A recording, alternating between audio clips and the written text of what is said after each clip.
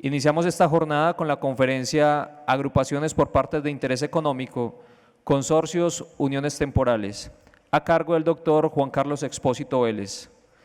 Él es abogado de la Universidad Externada de Colombia, doctor en Derecho Administrativo por la Universidad Autónoma de Madrid en España,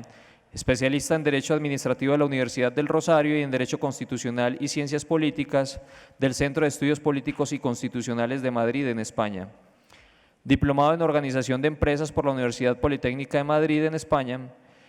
y en la actualidad ejerce la profesión como consultor, litigante, árbitro de varias cámaras de comercio del país y de la Cámara Panameña de la Construcción, así como de la Sociedad Colombiana de Ingenieros. Además, se desempeña como docente investigador en la Universidad Externada de Colombia. Doctor Juan Carlos, bienvenido.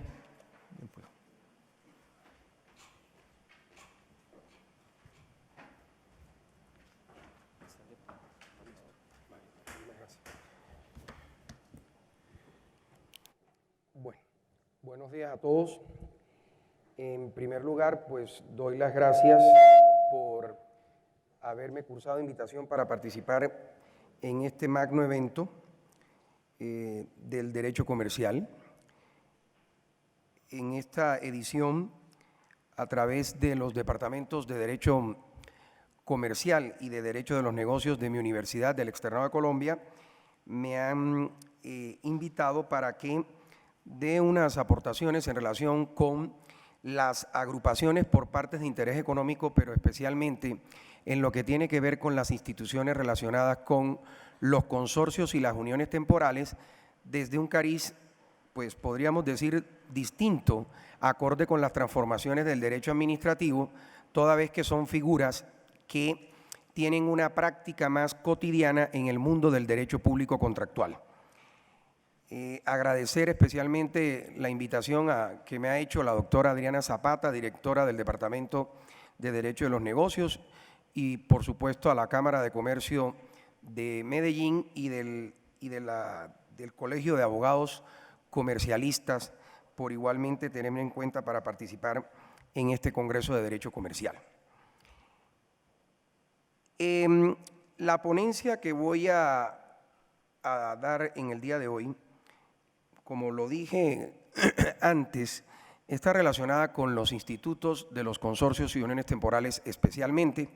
aunque habrá una referencia también a las otras formas de asociación como sujetos plurales para poder participar tanto en los procesos de selección de contratistas del Estado como igualmente celebrar contratos según fuera el caso, tal como está dispuesto en esa normativa especial sobre los contratos estatales. Y para tal fin, pues vamos a aterrizar un poquito sobre el marco normativo, cómo es que ha sido su origen y desarrollo, evolución de la figura o de las figuras tanto de los consorcios como de las uniones temporales, para luego igualmente establecer bajo esas incorporaciones normativas cómo es que en la ley colombiana se han incorporado dichos institutos, buscándole sus conceptos o aproximaciones a los mismos con las similitudes de esas figuras, sus diferencias y por demás algunos aspectos prácticos de ellas durante todo el desarrollo del contrato estatal, para finalmente abordar unas pequeñas conclusiones en relación con estos institutos que cada día pues cobran mayor fuerza, que a propósito, como lo ha dicho la Corte Constitucional y la Corte Suprema de Justicia, en eso coinciden las altas corporaciones judiciales, no hay discusión en relación con la concepción de los consorcios y uniones temporales y por demás el Consejo de Estado, el creciente desarrollo de la economía como tal y su constante transformación impulsada en los últimos tiempos por la tendencia generalizada a la internacionalización, la apertura de las fronteras, la expansión de mercados que muchas veces las empresas no están preparadas para afrontar por sí, lo mismo que distintas razones de índole particular para la necesidad de optimizar la gestión económica, generar condiciones más favorables para su desempeño,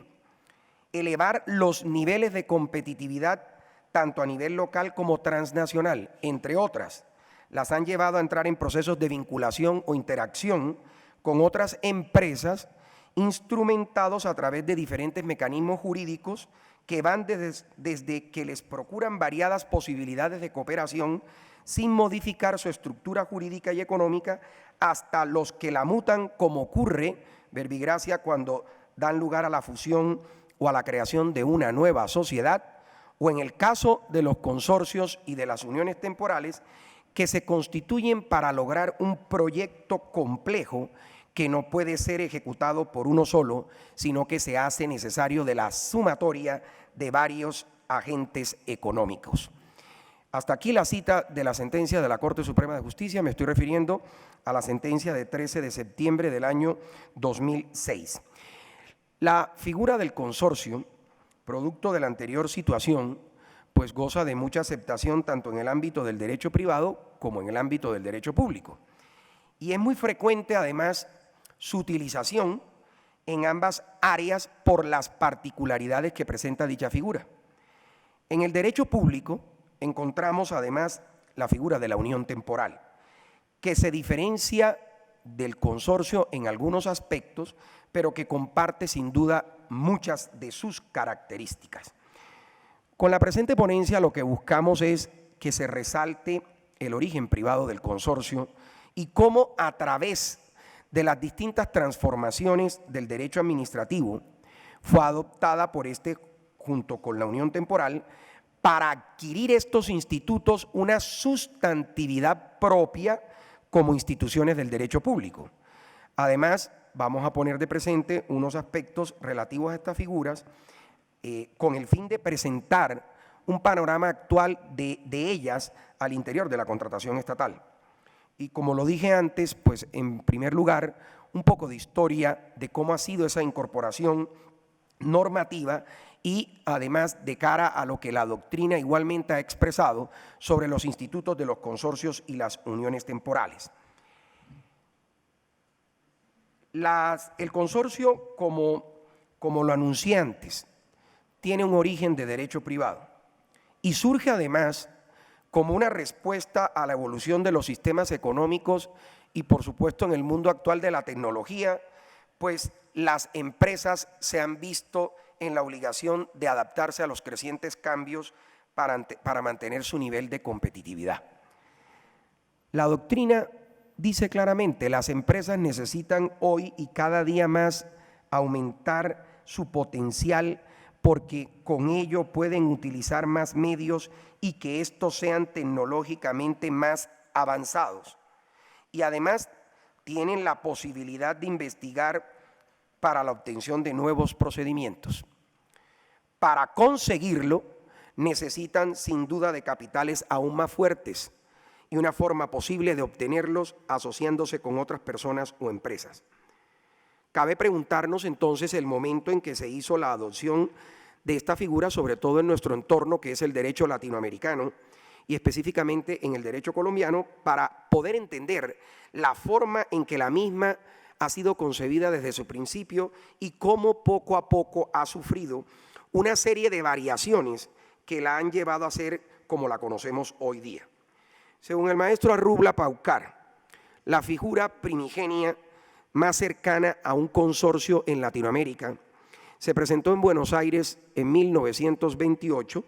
al agruparse un grupo de taxistas para la presentación del servicio del transporte público.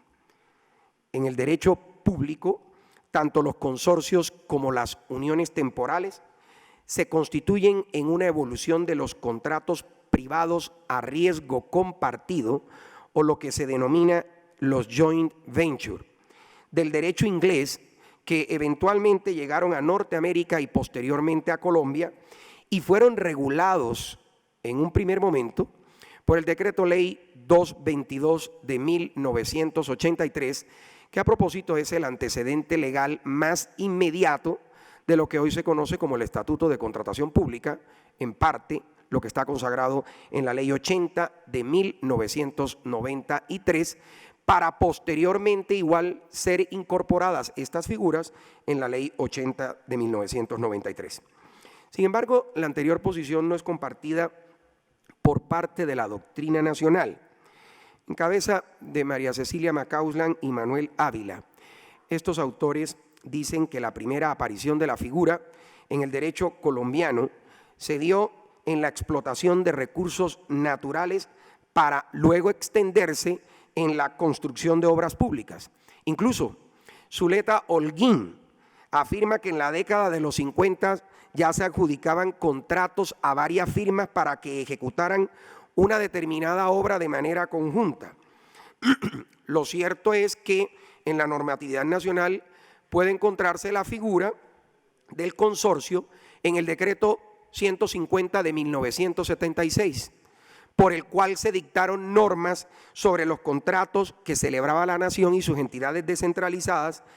la figura que era desarrollada en los artículos 3º a 6º de dicha normativa. Por ejemplo, en el artículo 3º del decreto 150 de 1976 se consagraba que cuando se derivaran beneficios para la entidad contratante de la ejecución conjunta de una obra, 2 o más personas podían formular una misma propuesta. Y en el artículo 4 del mismo decreto 150 de 1976 se establecía una responsabilidad mancomunada y solidaria de los integrantes del consorcio. Estas normas fueron reiteradas en el decreto ley 222 de 1983, norma que se expide para regular de manera muy exhaustiva la contratación de la nación y las entidades descentralizadas, y se dictaron otras disposiciones, el cual se limitó a copiar lo que traía el decreto 150 de 1976 y añadió un nuevo artículo en el que se obligaba a que existiera autorización del representante legal de la entidad estatal contratante para la presentación de la propuesta en forma de consorcio con anterioridad a la apertura de la licitación pública o del concurso de méritos o a la celebración del contrato según fuera el caso. En la ley 37 de 6 de enero de 1991 se encuentra una tímida referencia a los contratos de riesgo compartido, circunscritos al ámbito de la telefonía móvil. En los artículos 13 y 14 de dicha normativa se dispone que los contratos a riesgo compartido se establecerán también en sectores rurales y municipios de baja intensidad telefónica para la ampliación de la infraestructura en telefonía pública conmutada básica local y o telefonía móvil celular, y que el término será hasta de 10 años, que podrá ser prorrogado por otros 10 siempre que el contratista no haya incurrido en ninguna sanción. Posteriormente, en la Ley 80 de 1993, se incluyó la figura de las uniones temporales. Se eliminó el requisito de la autorización del representante legal de la entidad contratante para presentar ofertas tanto en forma de consorcio como de unión temporal. Entonces, después de este breve recuento histórico de la figura del consorcio, terminando en su regulación con lo que trata la Ley 80 y la incorporación de la figura de la unión temporal en la misma norma, es preciso pasar a definir concretamente ambas figuras y estudiar sus similitudes y diferencias para poderlas catalogar correctamente. Los consorcios, sin duda alguna, se entienden como una forma de asociación entre personas, bien naturales y o jurídicas, que aunando esfuerzos, sinergias, pueden presentar una oferta y posteriormente ejecutar un contrato de alta complejidad, en el sentido de que el objeto del mismo tiene varios componentes particulares y especiales que no siempre una sola persona puede ejecutar, o de que no quieren asumir los riesgos del mismo de manera individual, frente al cual responden de manera solidaria sin que su constitución genere una nueva persona jurídica. La doctrina no ha sido ajeno al criterio de la especialidad que avala dicha asociación, aunque también ha justificado la constitución de los consorcios para poder participar en mejores condiciones en los procesos tanto licitatorios como concursales del Estado. Es evidente que la previsión legal de formas nuevas de colaboración empresarial surge sin duda de la necesidad de contemplar alternativas que faciliten por demás la participación de capitales diferentes, inclusive de distinta nacionalidad, en el desarrollo de contratos, bien sea, como lo dijimos con antelación, por su magnitud, por su complejidad y además por el nivel de riesgo, entre otras circunstancias que no interesan a una sola persona, bien natural o jurídica. Para nosotros, los consorcios y las uniones temporales corresponden a un contrato de colaboración. A un contrato de colaboración cuyo único fin es la consecución de un proyecto, para lo cual se hace necesario que cada uno de los miembros se comprometa a prestar toda la diligencia, el esfuerzo y cooperación necesaria, o lo que es lo mismo, haya un animus cooperandi distinto de la affectio societatis propia esta última de las sociedades mercantiles. La jurisprudencia de las distintas corporaciones judiciales también ha tenido esta lectura de la figura. Cito, por ejemplo, la sentencia de constitucionalidad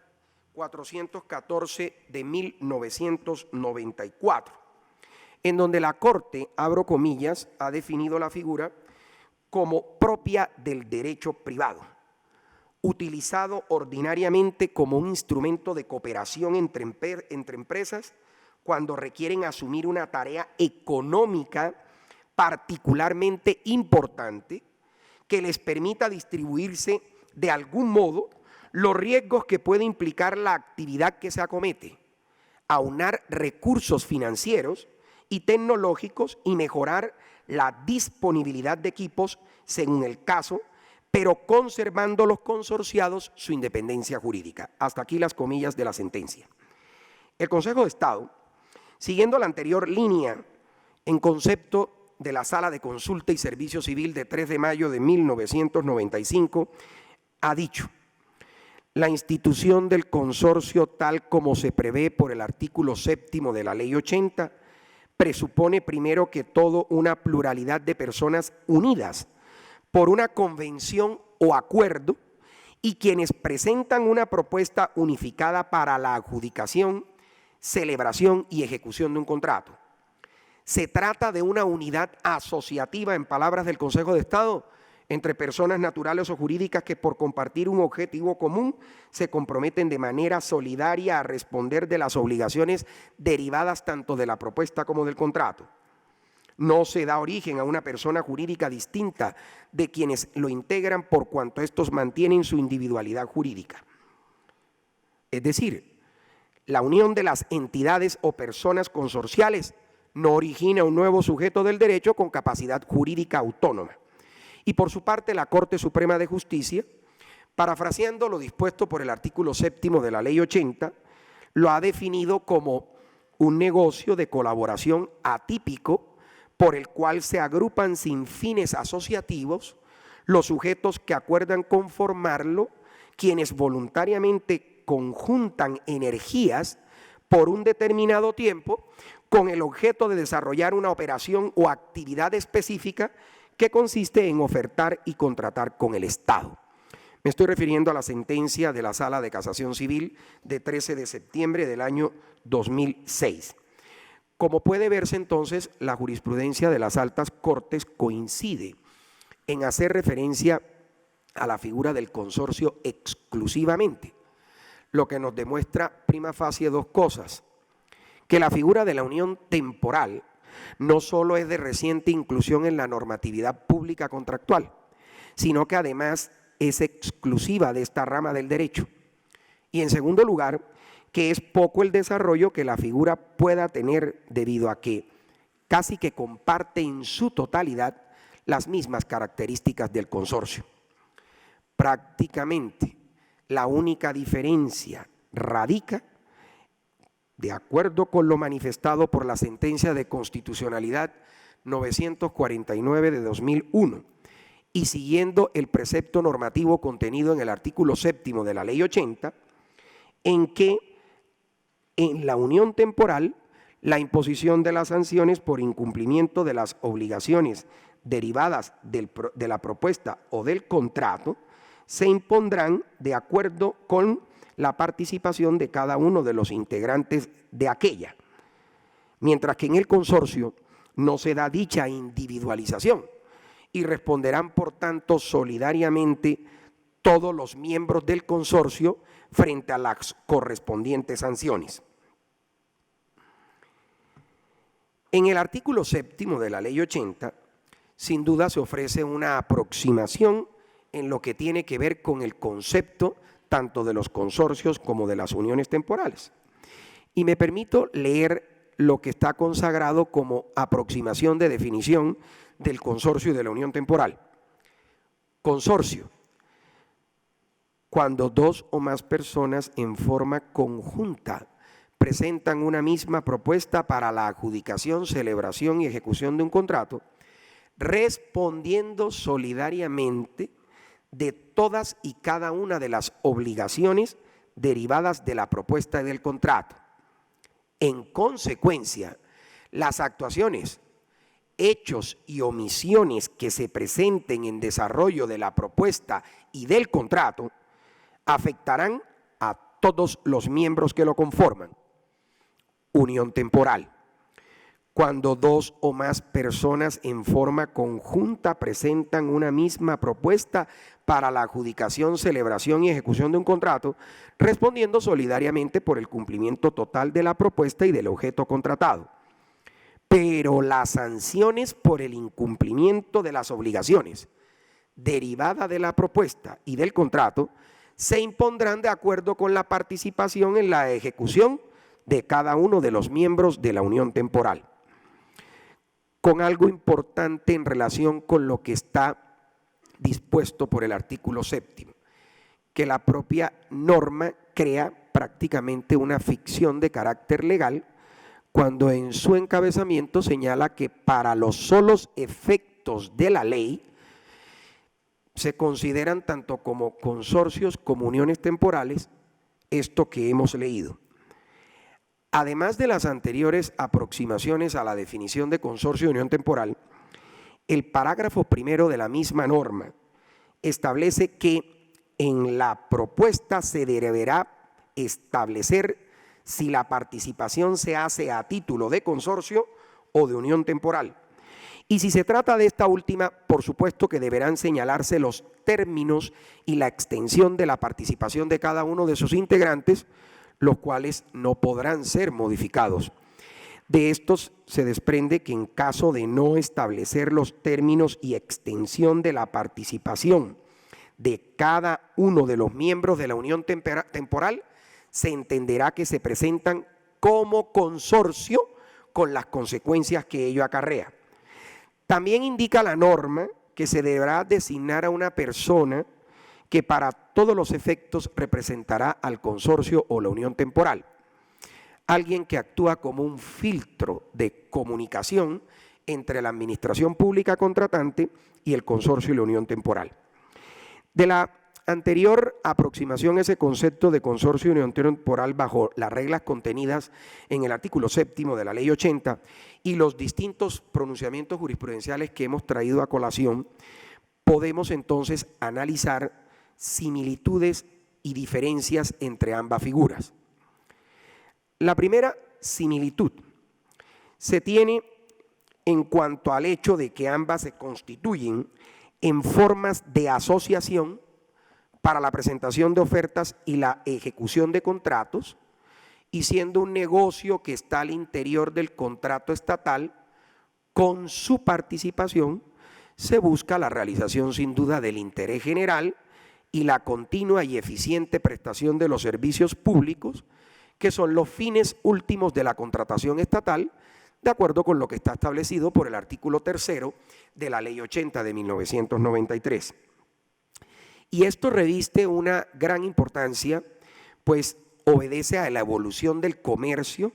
y los mercados en los términos antes expuestos, lo que nos ha llevado a la estructuración de negocios multimodales o con objetos complejos,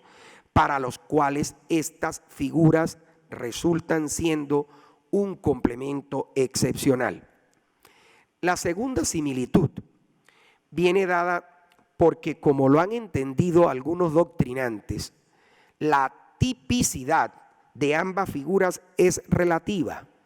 pues se asemejan a la figura del joint venture,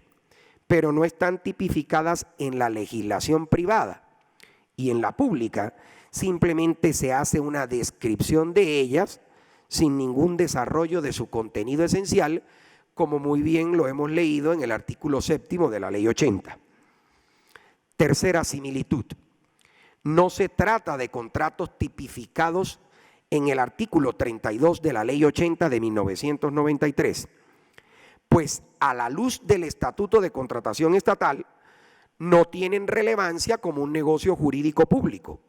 sino como un vehículo para que varias personas, bien naturales y o jurídicas, se constituyan en una de las partes o sujetos del contrato estatal. Por ello, la norma no se ocupa de regular las relaciones de los consorciados o unidos temporales entre ellos, por ser este un tema netamente del resorte de las relaciones jurídicas internas de los miembros de la unión temporal, de los miembros del consorcio, sino simplemente se dedica a establecer reglas del consorcio o unión temporal como tal y la administración pública a la luz de un proceso de selección o de un contrato estatal. Cuarta similitud. Ambas se diferencian de las sociedades comerciales en cuanto a que no existe en ellas o no hay presencia del elemento affectio societatis o vocación de permanencia en el tiempo, pues se trata de un negocio de riesgo compartido sujeto a una condición resolutoria que no es otra que el cumplimiento del contrato principal que fue la causa de su constitución. Quinta similitud. Las entidades estatales no pueden impedir la participación de consorcios o uniones temporales, pues ello sería atentar contra el derecho constitucional de la libre asociación de que trata el artículo 38 de la Constitución Política y de contera con la libertad de empresa tal como está consagrado en el artículo 333 de la Constitución Política. Además, porque en el artículo 6º de la Ley 80 de 1993, norma sobre la capacidad para contratar con el Estado, no hay restricción sobre la forma para presentarse como proponente o contratista del Estado según fuere el caso, amén de que incluye que los consorcios y uniones temporales pueden perfectamente presentar propuestas y celebrar contratos con las entidades estatales.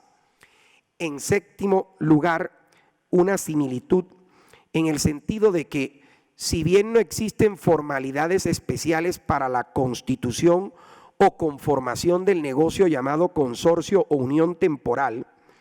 aunque la ley sí define ese contenido básico que deben tener los acuerdos de constitución de los consorcios o uniones temporales, las reglas básicas que regulan las relaciones entre ellas y su responsabilidad, como lo anunciamos en el parágrafo primero del artículo 7º, así como la designación de una persona que para todos los efectos representa al consorcio o unión temporal, igualmente de acuerdo con el parágrafo primero del artículo 7º de la Ley 80. Séptima similitud. Para ambas figuras existe responsabilidad solidaria de sus miembros frente al cumplimiento de la prestación pactada en el contrato,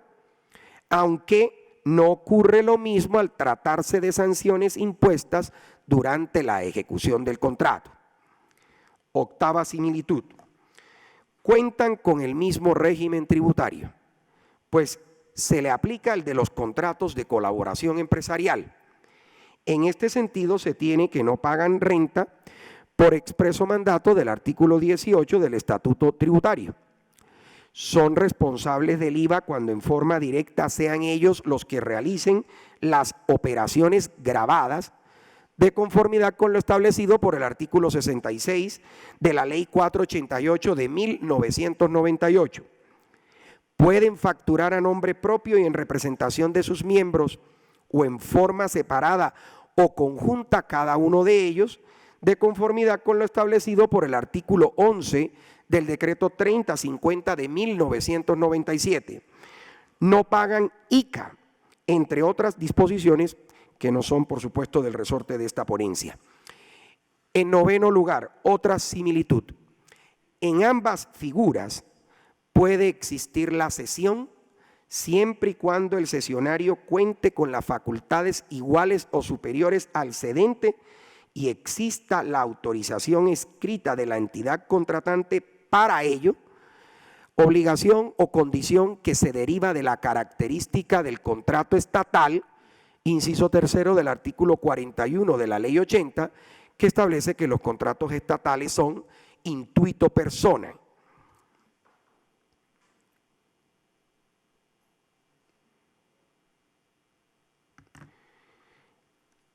Las diferencias entre el consorcio y la unión temporal. Aparte de su denominación, la mayor diferencia, como la anunciamos y quedó claramente de acuerdo con lo dicho por la sentencia de constitucionalidad 949 de 2001, es el régimen frente a las sanciones que le puedan ser impuestas durante la ejecución del contrato. En efecto, para el caso de los consorcios, las sanciones propias del incumplimiento contractual, tales como inscripciones de multas, la cláusula penal, las inhabilidades derivadas de la caducidad administrativa, por ejemplo, se imponen a todos sus integrantes con independencia de que uno o más miembros hayan sido los causantes de dichas sanciones, mientras que en las uniones temporales, tales sanciones se impondrán exclusivamente al o a los integrantes a cuyo cargo se encontraba la prestación a ejecutar que no satisfizo o la obligación que se incumplió. En la sentencia del Consejo de Estado de 13 de diciembre de 2001, en el expediente 21053, queda claro lo dicho antes cuando se dice: el consorcio y la unión temporal participan de la misma naturaleza jurídica. La diferencia se encuentra en la extensión de la sanción en caso del incumplimiento contractual que les da origen, mientras el primero afecta a todos los integrantes de manera solidaria. En la segunda, se imponen las sanciones en proporción a su participación en la propuesta y la ejecución del contrato. La posición esbozada en la providencia citada se reitera igualmente en más jurisprudencia del mismo Consejo de Estado, Sala de Consulta y Servicio Civil y la misma sección cuarta, debido a que los pronunciamientos al interior del Consejo de Estado, además de los de la Corte Constitucional, no son contradictorios en lo que se refiere a la diferencia entre consorcios y uniones temporales. Consideramos que sobre este tema pues no hay discusión alguna porque se encuentra más que zanjado. El otro tema a tratar en la ponencia viene dado por los aspectos prácticos en el derecho público de estas figuras estudiadas. Como ha podido evidenciarse, no es mucho el protagonismo que los consorcios y las uniones temporales han tenido en términos jurídicos, salvo el haberse convertido en vehículos para lograr la especialización y la tecnificación de los distintos objetos contractuales, respondiendo a los retos que a diario nos presenta tanto la evolución económica como la tecnológica. No obstante, existen ciertos temas a los que debemos hacer obligada referencia, pues de algún modo constituyen una forma de influenciar en dichas figuras que se entiende a la luz del derecho público, concretamente en la contratación estatal. En primer lugar, vale la pena centrarnos en la naturaleza mercantil del acto de constitución del consorcio, pues se rige por el derecho privado a pesar de utilizarse en la contratación estatal. El hecho de que se rija por la normatividad privada implica que en tratándose de dicho ámbito es un negocio jurídico consensual, en el que se presenta una solidaridad de los consorciados frente a las obligaciones que bajo tal figura asuman. Pero como es un negocio que se surte al interior de otro que torna principal, ¿cuál es el contrato estatal?, a la luz de la contratación pública, este negocio es un negocio coligado o accesorio que se constituye en la razón por la cual dos o más personas naturales o jurídicas optan por acudir a una figura de colaboración empresarial. Al tratarse del derecho público y específicamente de la contratación estatal, cabe hacerse una pregunta, y es si la formalidad de que el contrato debe constar por escrito, como dicta el artículo 41 de la Ley 80 de 1993, esto se hace extensivo al documento de constitución de los consorcios o uniones temporales, teniendo en cuenta la naturaleza mercantil de los mismos y en ese sentido el carácter consensual que se predica de él. De tenerse que redactar un documento para este fin, ese se constituye en prueba de existencia o en prueba de su constitución. Para nosotros, sin duda, es prueba del surgimiento o creación del negocio jurídico llamado consorcio o unión temporal, por ser un contrato accesorio al principal, que no es otro que el que se celebra con la entidad estatal, que deberá seguir su misma suerte y sus reglas y por lo tanto deberá constar por escrito. En otros términos, debe estar expresada la intención en un documento escrito inequívoco, porque no se presume para la administración pública que se ha presentado bien como consorcio o como unión temporal. Otro punto relevante dentro de lo que yo llamo aspectos prácticos de estas figuras tiene que ver con un pronunciamiento del Consejo de Estado. La sección tercera, mediante sentencia de 26 de abril del año 2006, en el expediente 15.188, haciéndose gala de un criterio de interpretación sistemático tanto de la Ley 80 como del Decreto Reglamentario 679 de 1994, vigente para esa época, se permitió la inclusión de factores objetivos de selección en los pliegos de condiciones que pudieran limitar el número máximo de integrantes de los consorcios y de las uniones temporales. La limitación se justificó en el sentido de no disminuir la competitividad y la efectividad de la solidaridad que se predica de los integrantes de dichas figuras. Pues entre más integrantes tuviese alguna de ellas, más difícil se haría para la administración conseguir que respondiera alguno o alguno de ellos en caso de incumplimiento. Consideramos nosotros que la distinción que hace el Consejo de Estado entre la capacidad hacia afuera y la capacidad hacia adentro de los consorcios y de las uniones temporales no es óbice para limitar los derechos de rango constitucional como el de la libre asociación y el de la libertad de empresa. Además, si se advierte lo que está consagrado literalmente en el artículo 7º de la Ley 80, que consagra la figura de los consorcios y las uniones temporales, la norma simplemente se limita a establecer un mínimo para que se pueda constituir el sujeto plural, es decir, dos o más personas, bien natural o jurídico, pero de ninguna manera habla de un máximo. Es posible que pueda presentarse un objeto contractual tan complejo que se necesite un número muy elevado de integrantes de un consorcio o unión temporal sin que ello signifique que cada uno de ellos goce de excelente reputación en su entorno negocial o que vaya a pretender eludir su responsabilidad de presentarse cierta eventualidad. También podría darse el evento en el cual uno de los integrantes sea quien provee el músculo financiero de la asociación, situación que de hecho se presenta mucho en la cotidianidad,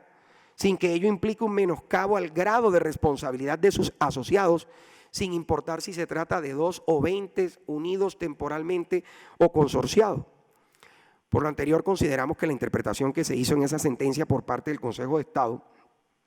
hace de las normas aludidas una interpretación imprecisa, pues la ley es clara en determinar, como lo he dicho antes, el número mínimo de participantes de las figuras asociativas y no estableció en ninguno de sus apartes un tope precisamente porque ello sería contrario a la filosofía por la cual estas figuras han sido adoptadas por nuestro ordenamiento jurídico. Además, el argumento según el cual se diluye la responsabilidad por existir una mayor cantidad de asociados no concuerda con la mecánica de la figura ni es coherente con las reglas de la responsabilidad solidaria que se aplican a las mismas. Ahora bien, lo que está claro en nuestro sentir es que frente a esta tesis jurisprudencial, lo que se entrevé es un gran margen de discrecionalidad para la administración a la hora de redactar pliegos de condiciones frente a la participación de los consorcios y las uniones temporales,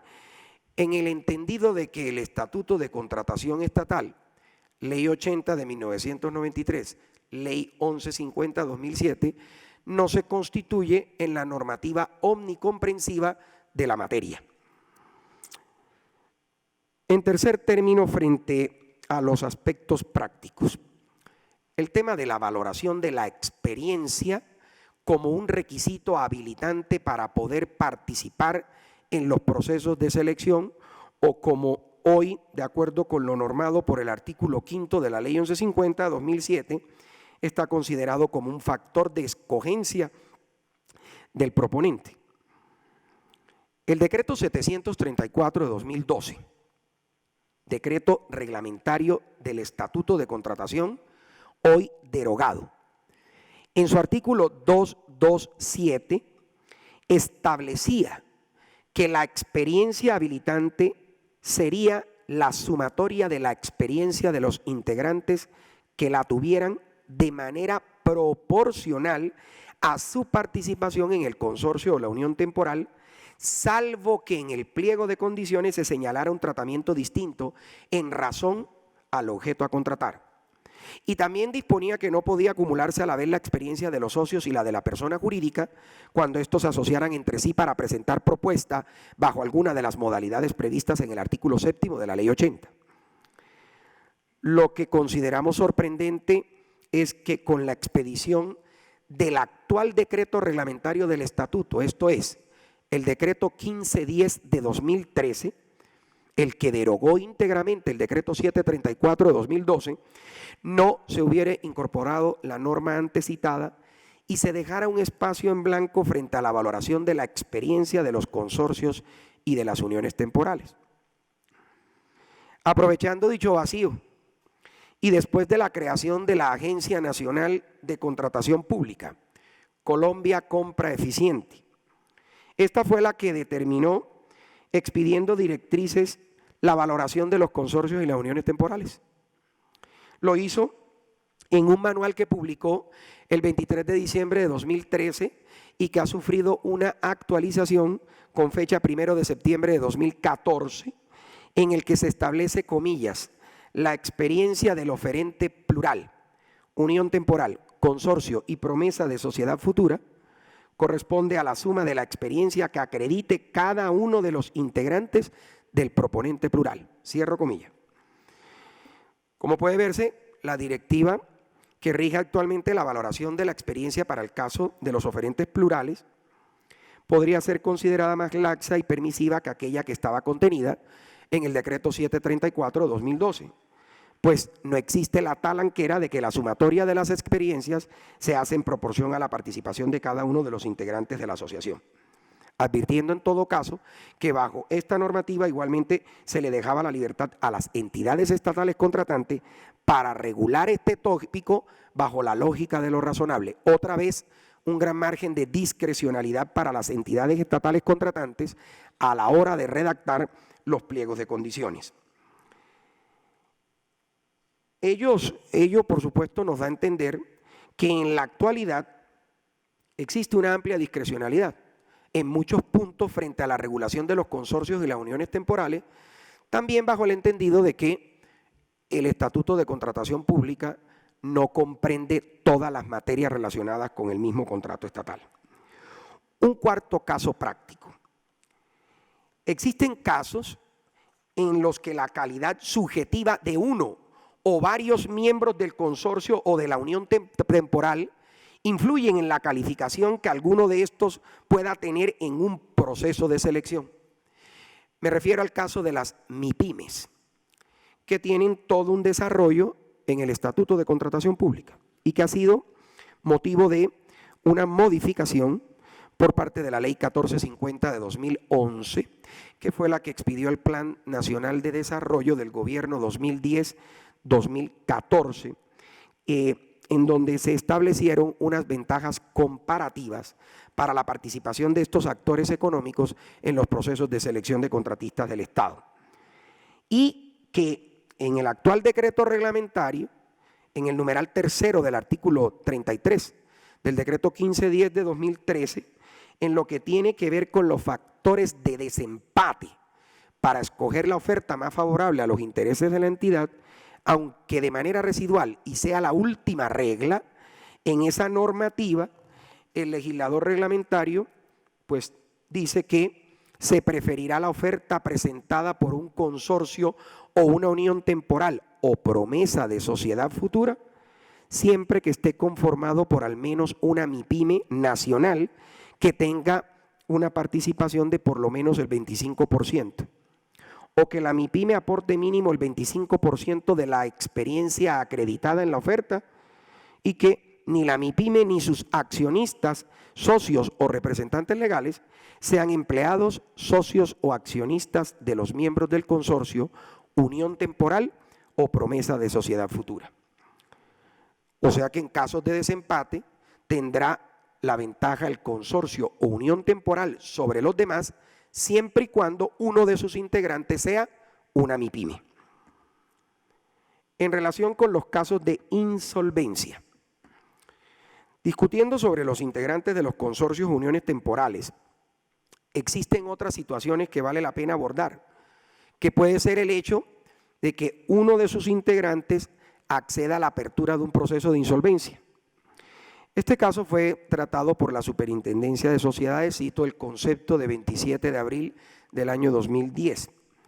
en el que dio la siguiente respuesta. Cuando uno o todos los miembros que conforman un consorcio o unión temporal hayan accedido a la apertura de un proceso de reorganización empresarial, no es óbice para que los mismos puedan participar en la selección de contratistas por parte de entidades públicas o continuar ejecutando los previamente firmados, pues dicho trámite le permite al deudor seguir desarrollando su objeto social con las restricciones o prohibiciones de que trata el artículo 17 de la Ley 1116 de 2006, dentro de las cuales se encuentra la de abstenerse de efectuar pagos o arreglos con sus acreedores, salvo autorización previa, expresa y precisa del juez, mandato que gobierna la conducta del sujeto en ese trámite. Con base en la anterior respuesta, entonces, dada por las supersociedades, debemos entender que el cumplimiento del contrato suscrito con la administración no debe sufrir traumatismo por el hecho de que alguno de los miembros del consorcio o de la unión temporal o todos ellos se hayan acogido al régimen de insolvencia empresarial, pues la forma en que está diseñado dicho procedimiento permite que se continúe con la ejecución de las obligaciones pendientes, insistimos, sin que se cause traumatismo a la ejecución del contrato. Otro caso práctico, el relacionado con la muerte de la persona natural, miembro del consorcio o de la unión temporal. Cuando fallece uno de los integrantes de estas formas de asociación y se trata de una persona natural, esta circunstancia sin duda genera diversas consecuencias, siendo una de ellas el que la cesión del contrato por parte del consorcio o unión temporal a un tercero requiere de la manifestación de la voluntad de todos y cada uno de sus miembros, salvo que hubieran otorgado la facultad de cesión del contrato al representante del consorcio o de la unión temporal. Pero además, respecto de la muerte de uno de ellos, persona natural, esa individualidad propia de los miembros del consorcio y de la unión temporal se traduce en que una vez fallecido, ni los demás miembros ni un tercero pueden asumir su posición dentro del contrato, pues para el efecto se requeriría una cesión que por supuesto es un acto entre vivos. De esta manera, ante la muerte de uno de los consorciados o unidos temporalmente, se hace imposible la cesión del contrato en favor de un tercero. Debe tenerse en cuenta, además, de acuerdo con lo establecido por el artículo 17, numeral segundo de la Ley 80 de 1993, que esto está previsto como una de las causas para la terminación unilateral de los contratos, cuando dice claramente la muerte o incapacidad física permanente del contratista si es persona natural. Y sobre este tema se ha expresado el Consejo de Estado en el concepto de la Sala de Consulta y Servicio Civil de 15 de julio de 2004, en donde sostuvo que la preceptiva actual no solamente impide la cesión mortis causa, sino que la previsión legal de aplicación especial y preferente a los contratos estatales en aquellas materias en las que el Estatuto General contenga regulaciones particulares, acorde con lo que está establecido en el artículo 13 sobre la normatividad aplicable de derecho comercial y derecho civil, se orienta a la continuación con el garante, con lo cual excluye también por esta vía la sucesión por los herederos según las normas generales. No obstante, en palabras del Consejo de Estado, esta disposición resulta inane toda vez que la concesión que aquí se estudia constituye un permiso intuito personae y el garante tiene la función de respaldar el cumplimiento de la obligación o el pago oportuno de unos dineros, pero ello no lo faculta para continuar con la prestación del servicio. Entonces, de acuerdo con lo anterior, es claro que el régimen legal vigente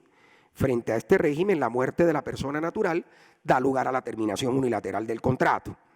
pues la ejecución del mismo no puede ser continuada por los herederos por causa de muerte, y que el artículo 17 de la Ley 80 remata claramente que cuando ocurre la muerte del contratista podrá ejecutarse o continuarse la ejecución con el garante de la obligación. Debe tenerse en cuenta que la obligación de cumplir con el objeto contractual es solidaria y por tanto perdura para los demás integrantes del consorcio o unión temporal, salvo que el grado de participación del fallecido ascienda a un porcentaje tal que ponga en peligro la continua y eficiente prestación del servicio público. En estos escenarios en los que habrá de determinarse si se continúa con la ejecución del contrato con el garante, pues es atendiendo sin duda al mandato legal contenido en el Estatuto de Contratación Estatal. Como es bien sabido, de acuerdo con lo que hemos dicho antes, la capacidad jurídica de las figuras que aquí estamos estudiando en el ámbito de aplicación del Estatuto de Contratación Pública se verifica por medio de esa ficción legal que está contenida en el artículo 7º de la Ley 80 de 1993. Otro caso práctico se predica de un viraje que la jurisprudencia del Consejo de Estado ha hecho recientemente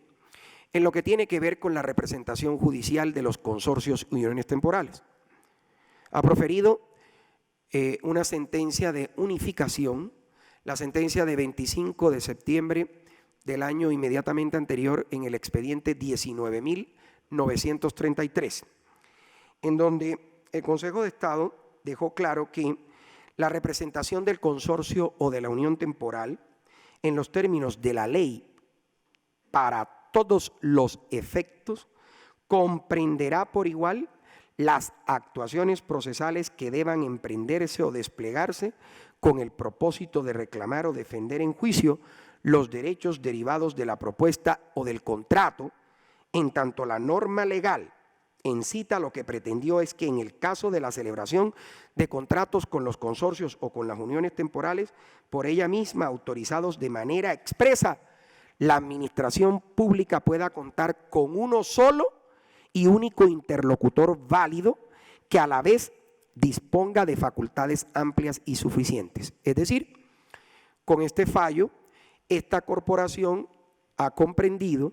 que existe una autorización legal expresa en cabeza de los representantes de los consorcios y de las uniones temporales para defender sus intereses, no solamente en sede administrativa contractual como era entendido antes del proferimiento de esta sentencia, con base en lo que estaba consagrado en el artículo 7º de la Ley 80, sino además en los procesos judiciales, pues dicha facultad deriva de la representación para efectos contractuales ante la entidad estatal. Es una aplicación acertada de la máxima en derecho de que quien puede lo más, puede lo menos, en el sentido de que se extiende esa representación que se tiene en materia de contratación pública en el ámbito de lo jurisdiccional. Es decir, ya no es necesario que todos y cada uno de los miembros del consorcio y de la unión temporal sean los que acudan ante la jurisdicción, bien como demandantes o como demandados. Otro caso práctico, y además como dato curioso, me he topado con un salvamento de voto de una decisión en relación con la definición de una acción de tutela en el Tribunal Contencioso Administrativo de Cundinamarca, en donde se presentó un salvamento de voto que declaraba la improcedencia de la acción de tutela presentada por una unión temporal por falta de legitimación activa del tutelante, porque no tenía la condición de persona. Podríamos en principio estar de acuerdo con dicha posición, pues las uniones temporales y los consorcios, como lo dijimos antes, el hecho de que se constituyan no significa que se adquiere una nueva persona jurídica. Sin embargo, teniendo en cuenta la sentencia del Consejo de Estado antes mencionada, la de unificación, estaría facultado sin duda un consorcio o una unión temporal para acudir ante la jurisdicción respectiva. Y lo dice claramente en esa sentencia de unificación, abro comillas, tanto los consorcios como las uniones temporales sí se encuentran legalmente facultadas para concurrir por conducto de su representante a los procesos judiciales que pudieran tener origen en controversias surgidas del procedimiento administrativo de selección de contratistas o de la celebración y ejecución de los contratos estatales en relación con los cuales tengan algún interés. Y que en el caso en que se discute, por supuesto que se trataba de una violación al debido proceso, en la imposición de una multa, era un tema que estaba íntimamente relacionado con un contrato estatal. Por último, frente a estas formas de asociación, nos hemos de referir a las promesas de asociación futura y a las sociedades con objeto único. En relación con las sociedades con objeto único, estas están tipificadas en el parágrafo 3º del artículo 7º de la Ley 80 de 1993, en el cual se dispone que cuando se conformen estas con la finalidad de presentar una propuesta, celebrar y ejecutar un contrato, su régimen de responsabilidad y efectos del mismo será el de los consorcios. Esta es una figura que no ha sido muy operativa en el campo de la contratación pública y es precisamente porque está sometida a una condición, incluso un albur, y es presentándose como tal, solo se hace operativa si hay adjudicación del procedimiento de selección para la suscripción del consiguiente contrato. Si eso no se produce, pues no puede presentarse como tal esa sociedad con objeto único. Y en relación con las promesas de sociedad futura, es cierto que la Ley 80 de 1993 tenía una regulación expresa sobre esta figura en el parágrafo 2º del artículo 32, que disponía en su último inciso que cuando se proponga constituir sociedades para los fines indicados en este parágrafo, el documento de intención consistirá en una promesa de contrato de sociedad cuyo perfeccionamiento se sujetará a la condición de que el contrato se le adjudique. Una vez expedida la resolución de adjudicación y constituida en legal forma la sociedad de que se trate, el contrato de concesión se celebrará con su representante legal. Esta norma ha sido derogada expresamente por la Ley 1508 de 2012, que es la nueva ley de las asociaciones pública-privadas. Entonces, ha quedado un vacío legal en relación con esta figura, pero somos de la tesis que esto sigue teniendo operatividad en virtud de la aplicación de la normatividad de los contratos estatales que se encuentra consagrada en el artículo 13 de la Ley 80, que remite de manera clara a las disposiciones civiles y comerciales. Los contratos que celebren las entidades a que se refiere el artículo 2 del presente estatuto se regirán por las disposiciones comerciales y civiles pertinentes, salvo en las materias particularmente reguladas en esta ley. en ese entendido. Si no existe una norma especial en la Ley 80 y frente a alguna situación contractual, pues deberán aplicarse esas disposiciones comerciales y civiles pertinentes. Por su parte, el artículo 6º que ya mencioné antes de la Ley 80 establece que pueden celebrar contratos con las entidades estatales todas las personas consideradas legalmente capaces en las disposiciones vigentes. Y sobre este tema, la Corte Constitucional igualmente se ha pronunciado. La sentencia de constitucionalidad 178 del año 96 ha señalado que la competencia y la capacidad de los sujetos públicos y privados para celebrar contratos, aunque es una materia propia y de obligada regulación dentro de un estatuto, sigue las normas generales sobre dicha cuestión. ¿Y esto dónde está regulado? Pues en el Código de Comercio.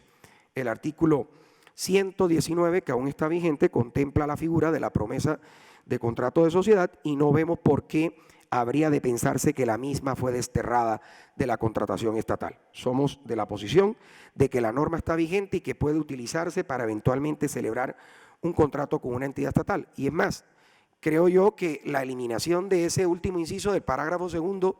del artículo 32 ha dejado incluso más amplia la participación de este tipo de formas de asociación, porque no existiendo una norma como tal, no la circunscribe solamente a la participación de ellas en los contratos de concesión. De hecho, una luz en ese sentido la encontramos en el numeral 3º del artículo 33 del decreto 1510 reglamentario de la ley 80 y de la ley 1150, citado con anterioridad en lo que tiene que ver con los factores de desempate de las propuestas, en donde igualmente se incluye la participación de las promesas de asociación futura.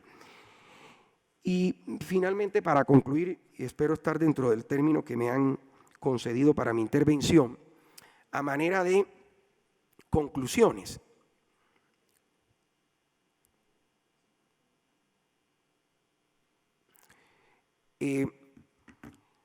puede decirse, sin duda, que los consorcios y las uniones temporales pues no han tenido mucho desarrollo legal, salvo uno que otro cambio, pero ha sido menor, pues hasta el momento se han cumplido con las expectativas que de ellas se tenían y con respecto a la finalidad de esas figuras. Ello no quiere decir que no se precise de un estudio más concienzudo sobre ellas, pues dicha falta de desarrollo normativo frente a ciertas situaciones supremamente relevantes,